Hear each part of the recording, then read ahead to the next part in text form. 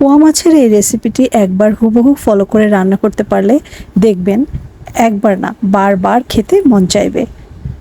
Hello viewers, welcome back to my YouTube channel. This is Seema from Seema's blog and cook. প্রথমে আমি চুলার উপরে কড়াই দিয়ে দিলাম, তবে এখনও জালটা ধরাইনি। এখন আমি এর মধ্যে মাছগুলো দিয়েছি এবং কয়েকটা আস্ত কাঁচামরিচ দিয়েছি আর একটা পেস্ট দিয়েছি।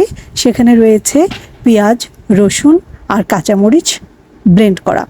এরপরে আমি কিছু গুঁড়া মশলা অ্যাড করছি, লাল মরিচের গুঁড়া এবং পরিমাণ মতো হলুদের গুঁড়া। আজকে আমি এটা হাতে মেখে রান্না করব। আর এবার আমি দিয়ে দিচ্ছি পরিমাণ মতো লবণ। লবণটা কিন্তু ঠিকঠাক মতো হওয়া চাই। অ্যাড করছি জিরা আর ধনিয়ার গুঁড়া। আপনারা এটা স্কিপ করতে পারেন যদি আপনারা শেষের দিকে ধনিয়া পাতা অ্যাড করেন।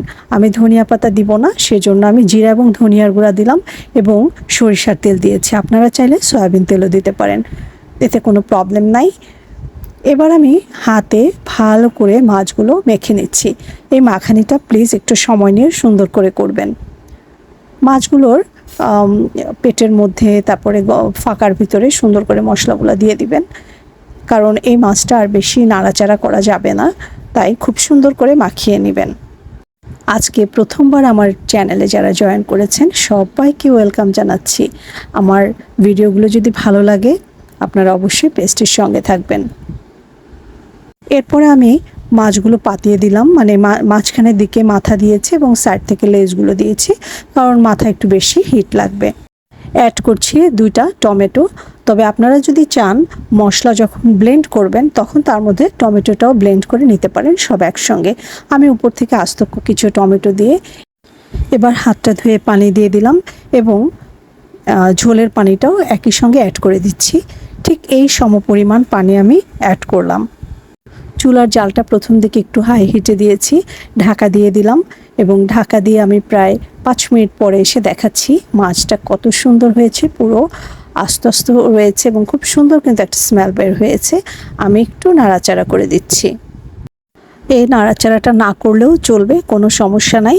আমি আবার মাছগুলো পাতিয়ে ঢাকা দিয়ে রাখছি আরও প্রায় 5 মিনিট রান্না করার জন্য। ফিরে এলাম 5 মিনিট পরে।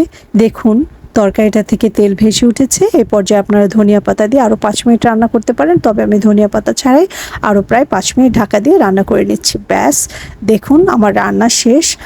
একদম মানে মন ভোলানো একটা স্বাদ অনুভূতি হচ্ছে। আমি পরিবেশনটা করেই দেখালাম। এত মজা হয়েছিল তরকারিটা। আশা করি আপনাদের ভালো লেগেছে রেসিপি। আর পোয়া মাছ কিন্তু ভেজে রান্না করতে গেলে রিস্ক থেকে যায় ভেঙে যাওয়ার জন্য। আর সাগরের মাছ এরকম হালকা পাতলা রান্না করলেই বেশি ভালো লাগে। আজকে বিদায় নিচ্ছি। সবাই ভালো থাকবেন, সুস্থ থাকবেন। Good bye.